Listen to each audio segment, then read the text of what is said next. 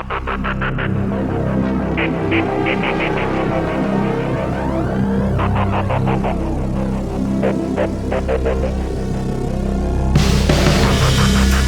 on, everyone? History and Film here. About 20 minutes outside of Clermont, Florida, in a town called Mount Verde. I'm here actually at the final resting place of John Hardin. John Hardin is famously from the Harden House case in Clermont, Florida, the unsolved mystery, the only unsolved mystery in the entire town of Clermont. On March 22nd, 1975, John Hardin lost his life, and his final resting place is about 20 minutes from that house. I haven't decided yet if I'm going to show you this scene first or the house first. That's why I come to the intro for both of them. But quaint little small cemetery, only about 300, little over 300 final resting places currently in the cemetery.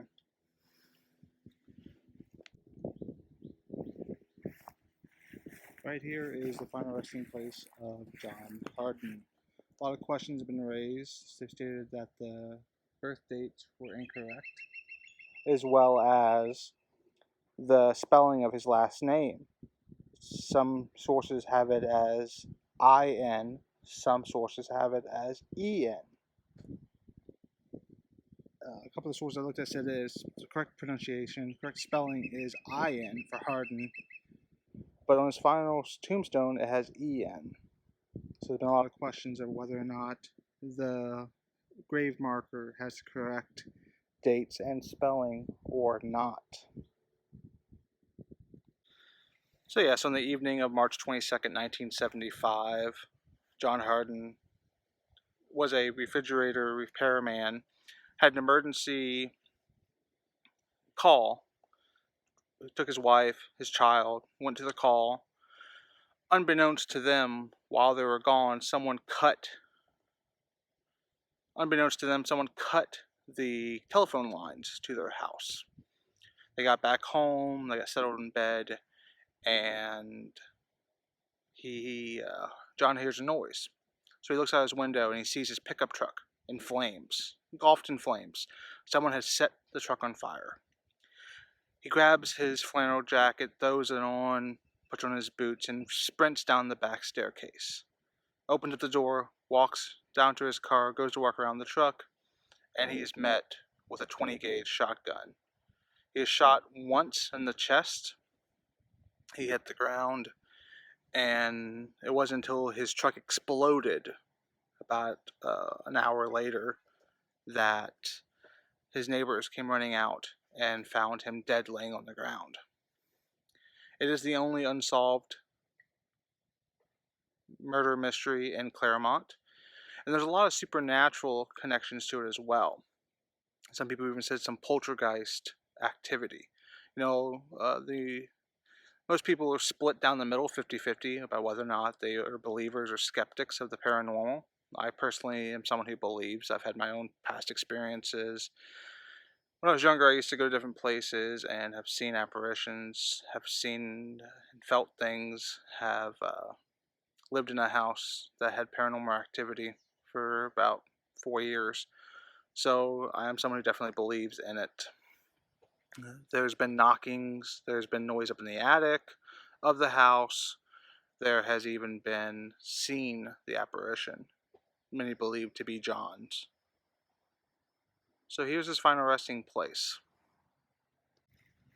So it's about 20 minutes from his house. This is in Mount Verde, Florida. It's actually right next to downtown Mount Verde, as well as the historic Mount Verde Academy, which is a private K-12 institution here in Lake County, Florida.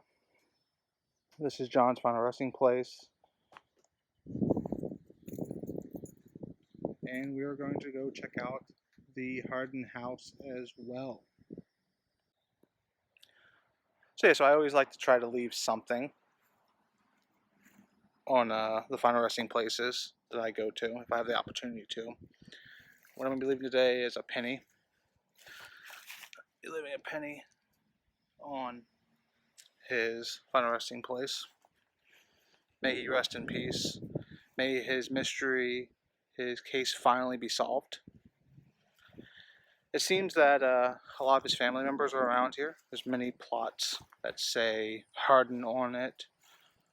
There's a lot of new final resting places. There's some old final resting places. There's one towards the back of the cemetery. It looks like it may be here from the founding. I believe that Mount Verge was incorporated in 1883. So this could be actually a final resting place from all the way back there. I'll show you a clip of it in just one second. It's all in the back. That one seems to be one of the oldest markers. Definitely has the old style look to it. Definitely some newer ones as well. As always, I try to pay my respects to the families of them recently deceased by trying my best not to show their final resting place unless it's a famous person or someone that I'm purposely coming out to see. As always, hopefully you enjoyed this video coming to you from Mount Verge, Florida. I'm either going to post it at the end of the video or I'm going to post it at the beginning. So this either is a goodbye till next time or continuation for the house. See you next time. Or see you in a couple of seconds when I show you from the house. As always, continue to look for the history in film.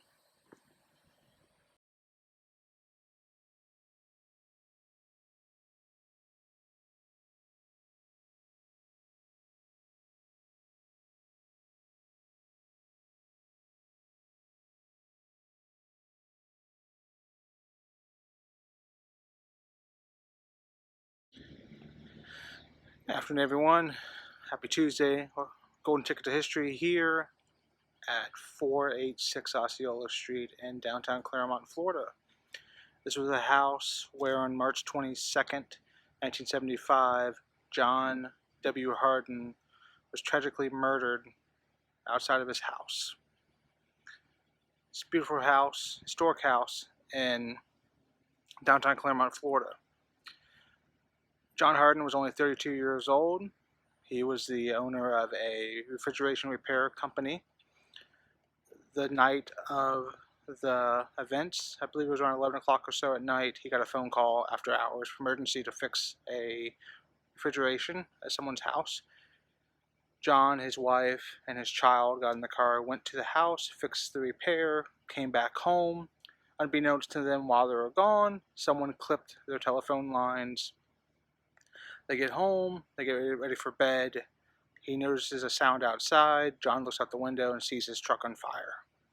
He puts on his flannel jacket, puts on his boots, runs down the back staircase through the kitchen, and sees his truck on fire. He gets to his truck, wraps around the backside, and someone shoots him with a 20-gauge single-barrel shotgun. He laid there for close to an hour. It wasn't until about almost an hour later before a loud explosion happened where his truck blew up. His neighbors ran out and found him deceased. This house was featured in the 1991 show Unsolved Mysteries. There's three main reasons why we're here. The first one is it's still, as of 2021, an unsolved murder. The person who killed him is not known. The second reason why we're here is it's strongly believed that this house is a paranormal presence, that there's been countless events where people have heard things have been moved, things have been thrown. They have even seen the full body apparition of a man in flannel. They've heard boots stomping up in the attic as well as going down the staircase. So this one's seeing both active and residual hauntings. There's also been signs of premonitions. So there was this lady who eventually found herself living in this house, but prior to living in this house, she had this similar dream consistently, where she would take and she dreamed about going down the back staircase of this house that she's never been before, going through the kitchen. Even though she knew there was a front staircase, she never went down the front one, only went down the back one. She dreamt of going out the staircase, going through the kitchen, going out the back door, and then she would wake up. Something would wake her up. She eventually got older, moved to this area, Her and her friend saw this house, went into it, and realized, oh my God, this is the house from my dreams years ago. So she was dreaming about this event prior to even living here. The residents, after the Hardins lived here, they all had experiences up until 1992. And since 1992, there's been no reported incidences inside the house. So on the back side of the house is where the staircase is at that he ran down. The wind's picking up. It actually has been completely still. There's been no wind at all. And now there's been some wind, so I'm not really sure what that's going about. I also had some technical difficulties earlier. I did some drive-by shots where I'm going to do some voiceovers, kind of fully explain the story. But when I was trying to connect to the video section of my phone, it wouldn't allow me to go to the video. It kept showing a black screen or a blurry screen, and that's never happened before. So I'm not really sure if that's just a technical error, it's a failure. Maybe there's something more to it. I don't know. What do you think? But yeah, so this is the house. This is the Hardin house.